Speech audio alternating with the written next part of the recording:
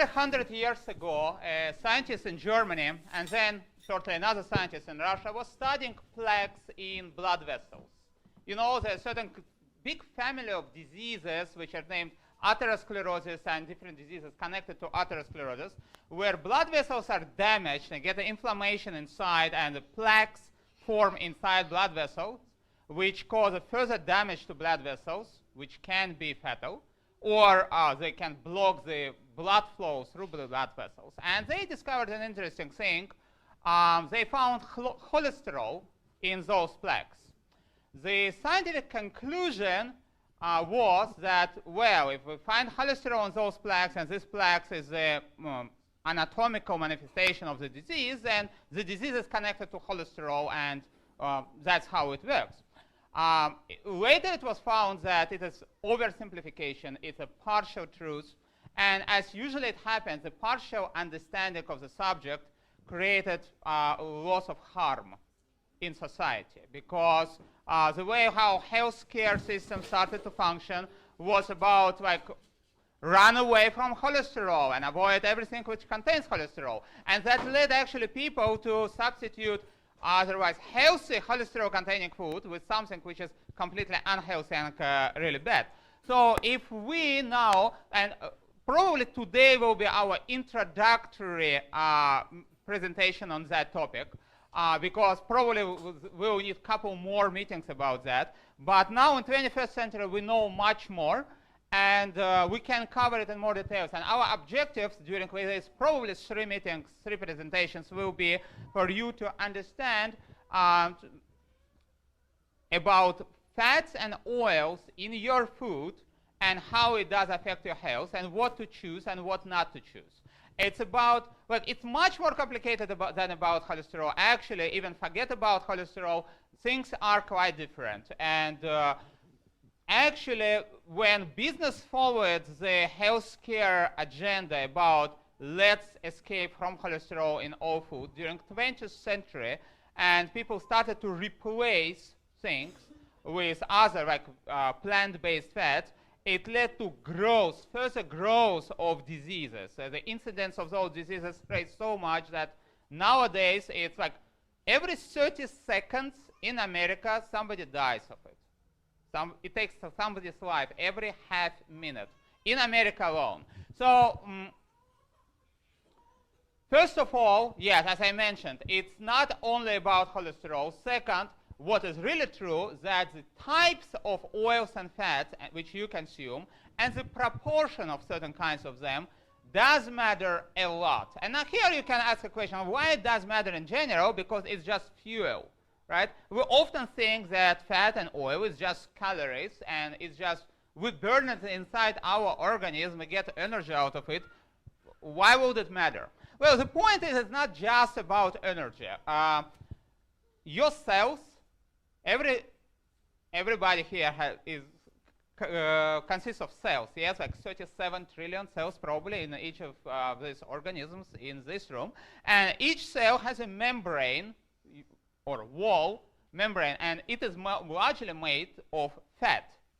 So the fat which you consume becomes the construction material for all the walls of all your cells. And definitely, all fats have different properties, and they lead to different properties to walls, or more proper to say, membranes of your cells. Your cells can be more fragile or less fragile. Your tissues can be more flexible or less flexible. And that leads to many consequences of that. That leads to aging, by the way. And the flexibility of tissues is largely connected to aging. Also, the condition of the membranes and of which fats they are made, they define lots about immune system, and they can cause chronic inflammation. Chronic inflammation, by the way, is a mechanism which can define, like by measuring chronic inflammation in your body, we can define your longevity or how quickly you age. If you notice quite often that some people, they can look much younger or much older than what is written in their documents. That's one of the factors. Another thing to which fats and oils are connected in your body is the condition of your brain. By the way, your brain is the largest largest agglomerate of fat or largest deposit of fat in your body. And there is a reason for that. Our brain is pretty much like electronics organ. Its function is largely about electric impulses. And just like in any electronics, for electric impulses to go in correct direction without dissipating, what is needed? Insulation is needed around it. Yes, but unlike your smartphones and computers, it's not the insulation in our brain or in our nerves is not made of plastic; it's made of fat. So again, here the type of fats and oils which you consume does define the health and condition of brain. And yes, it is well known even in cases like age-related dementia and Alzheimer, etc. So there is connection to fat which you consume. So I'm telling all this because in introductory topic presentation probably, it's important for us to understand the level of importance of what we will study. Another thing, by the way, how oils affect your health is about synthesis of eicosanoids. No worries, you probably never heard this, or many of us never heard this word. Eicosanoids are signaling molecules which control very fundamental processes in our organisms through signals. They work pretty much like hormones. And certain eicosanoids control the processes of regeneration, repair of our cells and tissues. Others control immune system and immune reactions. Others control, by the way, the course of pregnancy.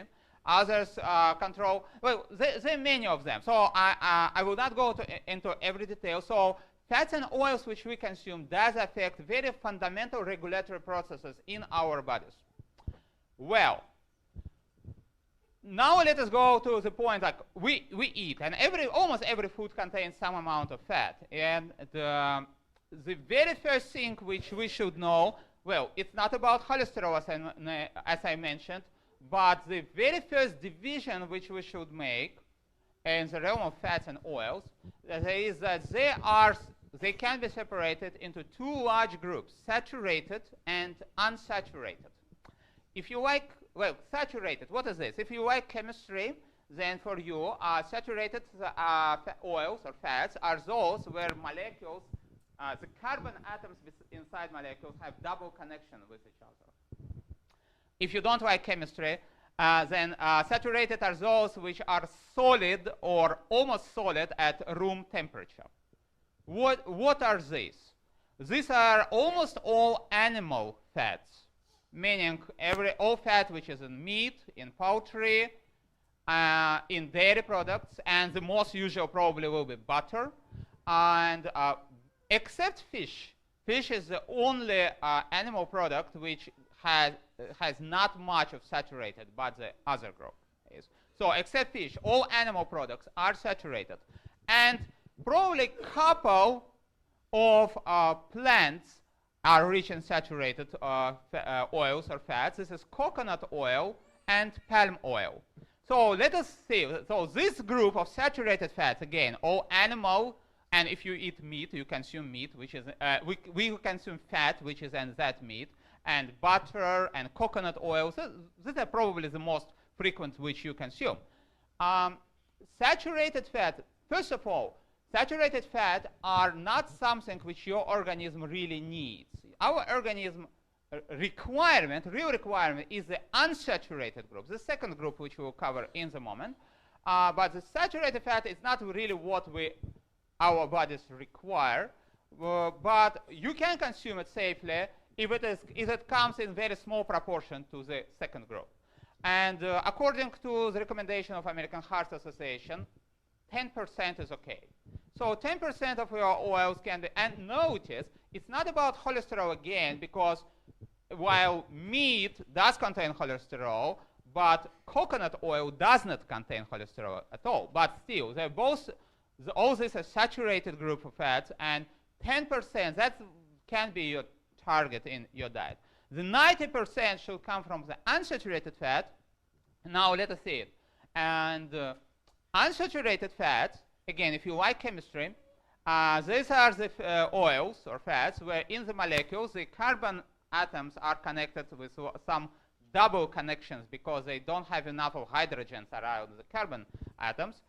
If you don't like chemistry, then unsaturated are the ones which are liquid at room temperature.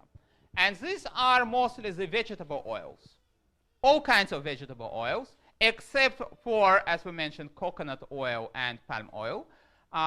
So all other vegetable oils are liquid. So these are unsaturated. And also fish oil, as I mentioned. This is also unsaturated. So these groups should constitute roughly 90% of oils which you consume. Not all of them are equally good, and there is more to tell about that, which probably I will cover in our next presentation for the sake of to stay concise in this presentation. So, but for now, let us see that. So we don't run away from cholesterol.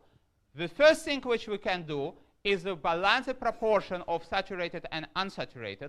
And saturated, you can easily go even to 0, but try not to go above 10%. And unsaturated should be then between 90 and 100%. We will continue in the next presentation. Thank you very much. May God bless.